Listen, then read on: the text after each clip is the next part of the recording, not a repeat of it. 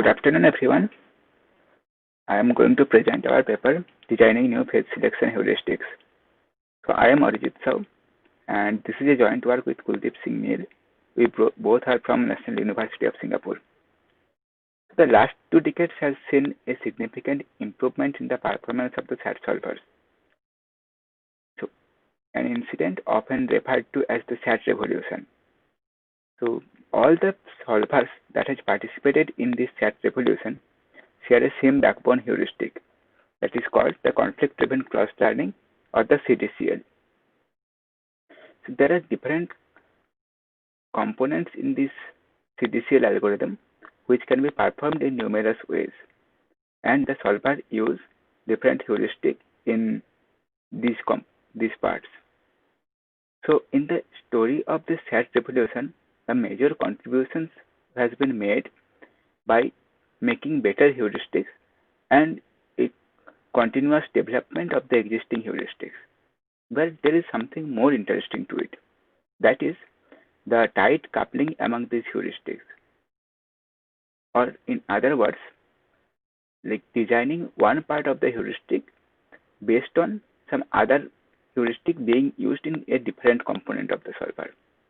For example, in a SAT 15 talk, Beer and Froelich mentioned that a specific branching heuristic called VMTF works only with a specific type of glucose restart that is called glucose restart.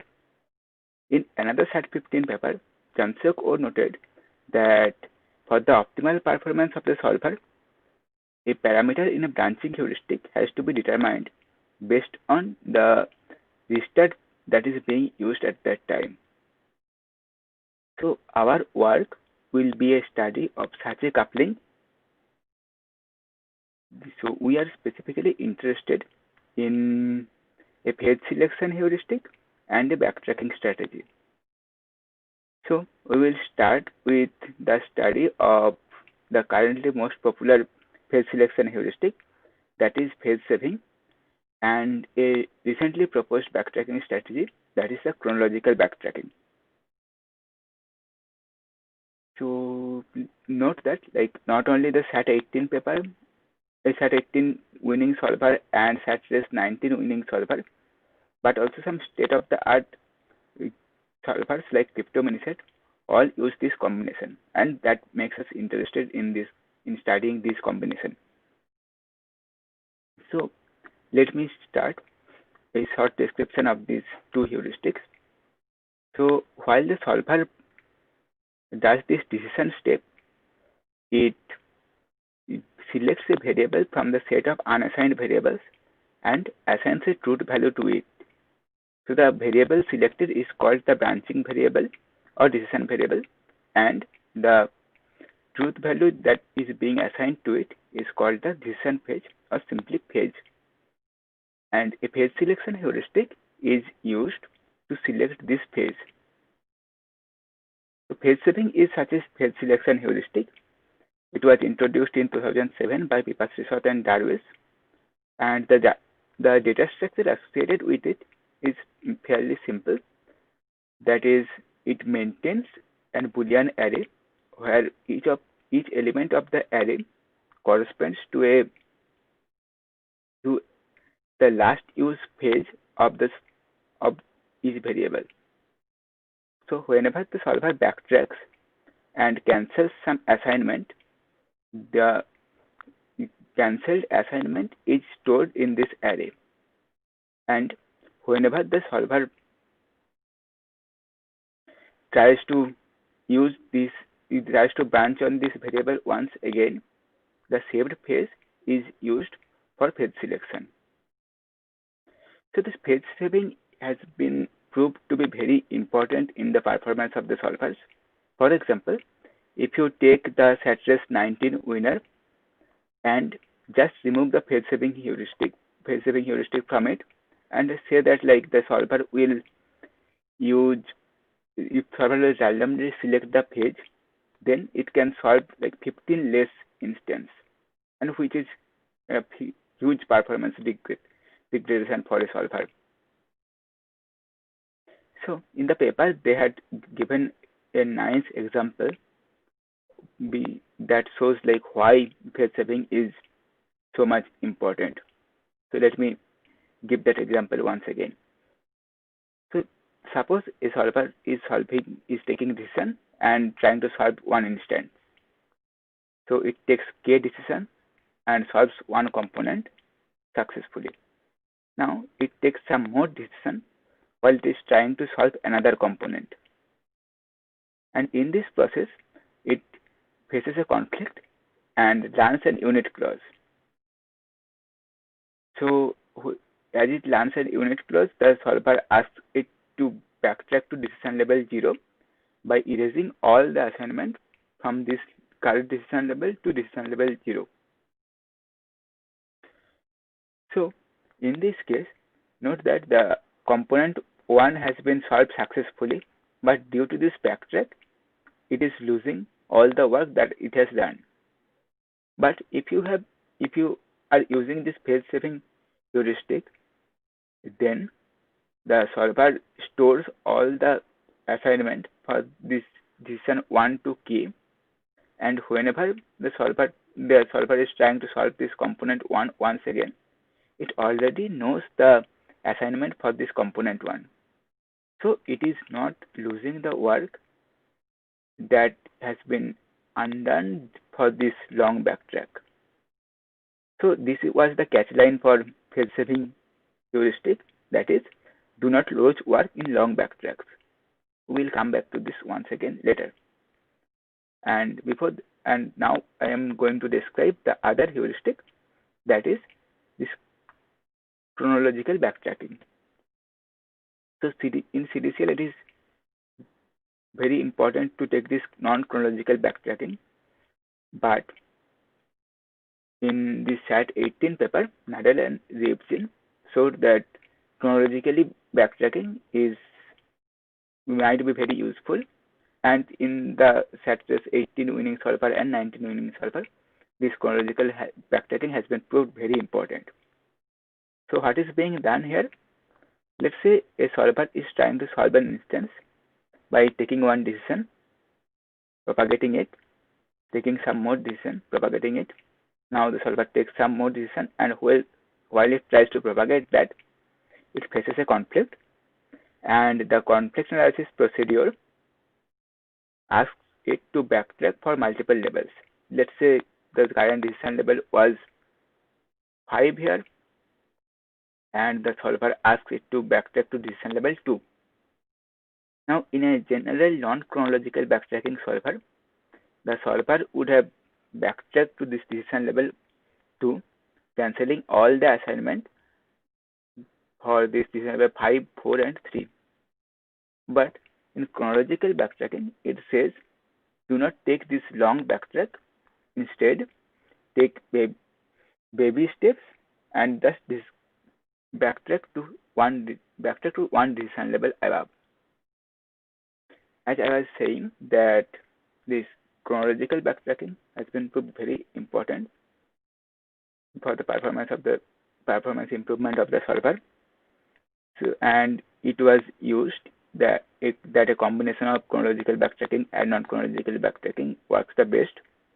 So in the SAT 19 paper, Mohole and Beere, they showed that this is indeed true, and a combination of chronological backtracking and non-chronological backtracking works the best.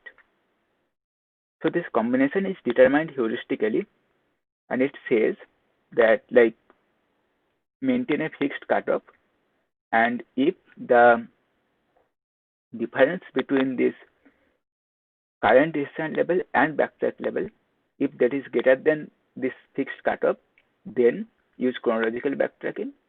Otherwise, if that difference between current backtrack level and the decision level is less than that fixed cutoff, then do non-chronological backtracking.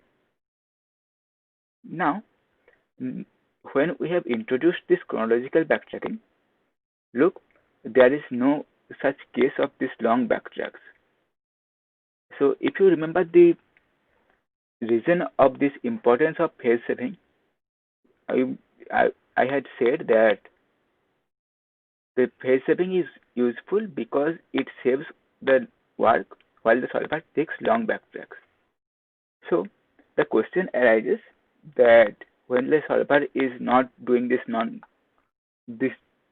backtracks anymore in presence of chronological backtracking, is phase shipping is useful that much? So in general, our intuition says that it might not be the case that phase shipping is useful anymore. But like said, it's a strange world, and this practical solvers often contradict the intuitions. So we wanted to do some experiments. So we did the following. So we said that the solver is either in a chronological backtracking state or non-chronological backtracking state based on the last backtrack the solver has taken. So we divide the runtime of the solver into two parts. So let's say the solver is solving the instance by taking some non-chronological backtracks and some chronological backtracks. Now the time following a chronological backtracking is called the solver. We call that the solver is in chronological backtracking state, and the time following the non-chronological backtrack, we say that the solver is in NCB state. Now we keep intact the phase shipping heuristic for the non-chronological backtracking state and vary the phase selection heuristic while the solver is in chronological backtracking state. So now the solver looks like this, that while the solver is in NCB state, it uses phase shipping as their phase selection heuristic. While the solver is in CB state, it selects the phase randomly.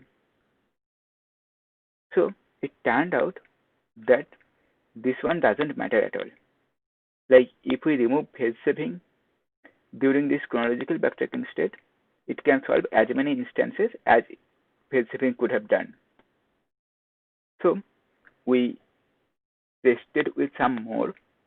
So we introduced that, we said that while the solver is in this chronological backtracking state, the solver will always choose false as their phase as the selected phase. And once we tried one more drastic thing, that the solver will choose just the opposite thing that phase says. So but look, like in all of the cases, the number of instances solved are same as the phase shipping one. But remember, like if we have removed the phase selection heuristic phase shipping from this non-chronological backtracking state also, it would have solved much less instances.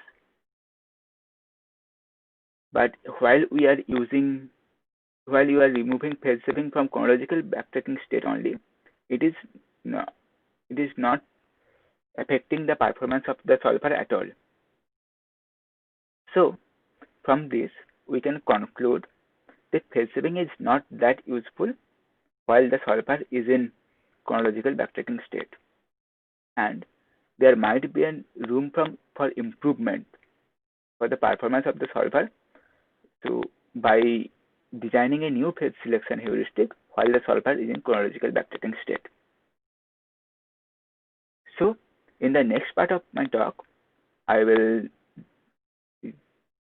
talk about two phase selection heuristics that we have designed for this chronological backtracking state. Let me introduce these two. So the first one is decaying phase score, or the DPS. So in phase shipping, we were interested in the last assigned phase for a variable. In DPS, we are interested in the recent trade of the variable, that is, which phase has been used recently for the variable.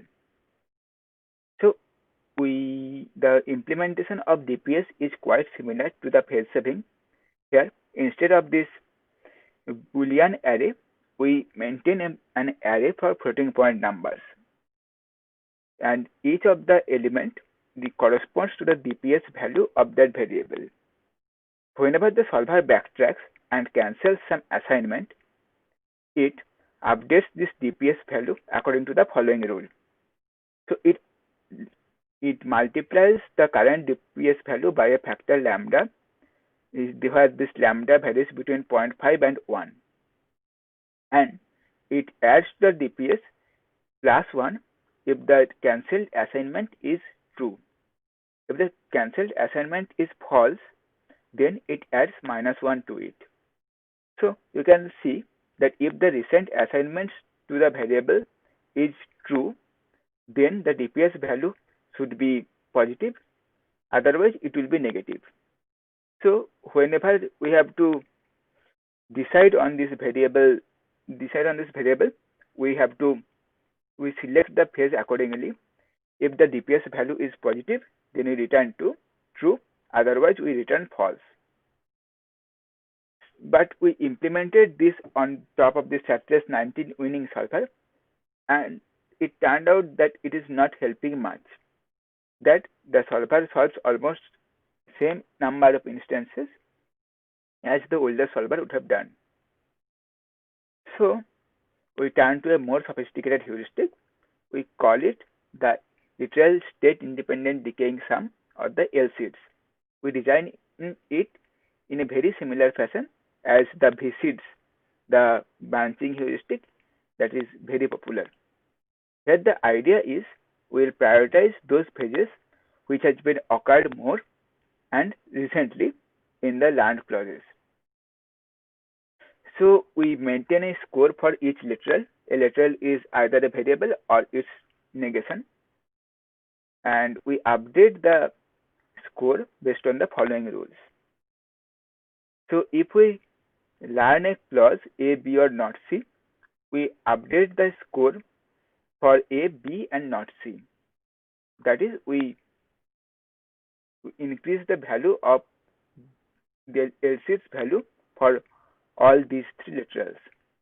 And whenever we face a conflict, the solver faces a conflict, it multiplies the current LSIDS value by a factor 0.8. So this bump prioritizes those phases which has occurred more, and this decay prioritizes those phases which has occurred recently. We also intended to keep the flavor of phase saving, and for that we also bump the value of a literal if the assignment of that literal is getting cancelled. That is, like if the variable A cancels the assignment true, then we bump the score for literal A, and if it cancels the assignment of false, we bump the score of not A.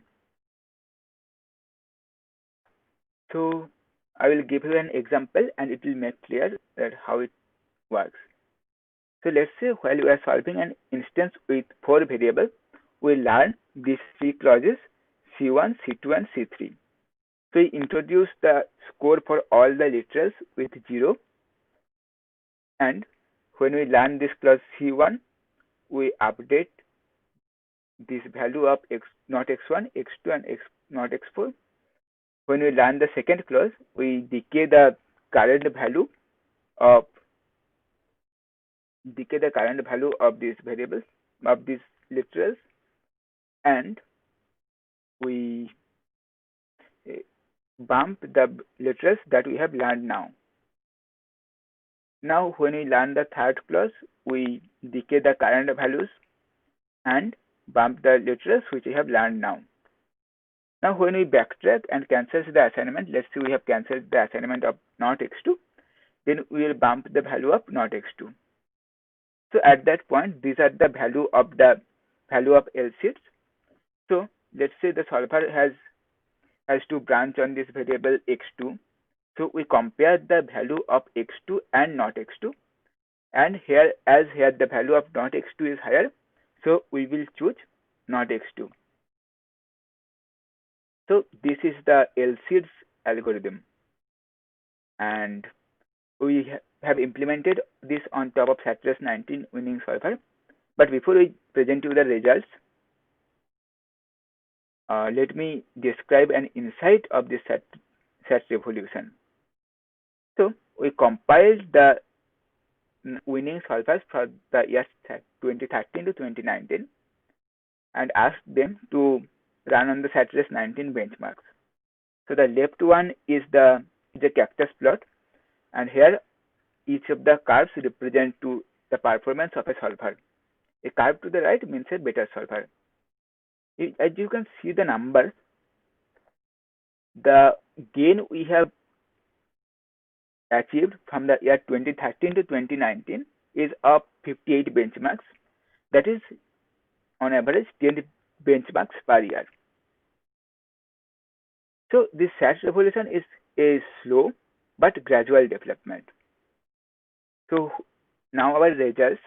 So when we made some minor modification in the branching heuristic of the SAT 19 winning solver and implemented LSIDS on top of that. And it turned out that this modified solver, the LSIDS for solver, can solve 6 more benchmarks than the current one. So this is a improvement that is at par at the gain we get per year. And also the average runtime is 2%, which is the gain we get per year.